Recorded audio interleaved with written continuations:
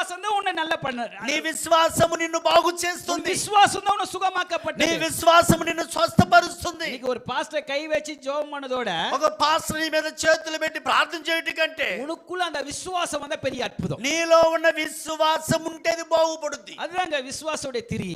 అదే విశ్వాసం యొక్క క్రియ. அப்ப உனக்குள்ள பேச்சு எப்படி இருக்கணும்னா అప్పుడు నీలో ఉన్న మాటలు ఎలాగ ఉండాలంటే இல்ல இல்ல இல்ல இல்ல இல்ல இல்ல வியாதி வியாதி கவலை கவலை நான் எதுக்கு செத்தா நலமா இருக்க இப்படி பேசக்கூடாது. నువ్వు అనుకోవచ్చు నాలో నాకు ఏమీ లేదు నాకు కష్టములు నేను చనిపోతే బాగుంటుందని నువ్వు అవిశ్వాస మాటలు మాట్లాడకూడదు.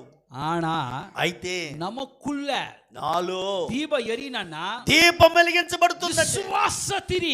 విశ్వాసం అనే ఒత్తిడిలో ఉండాలి. నిశ్చయమే ఎన్నాల முடியும். నిశ్చయముగా నా వల్ల ఇది జరుగుతుంది. ఎన్నాల முடியாது. నా వల్ల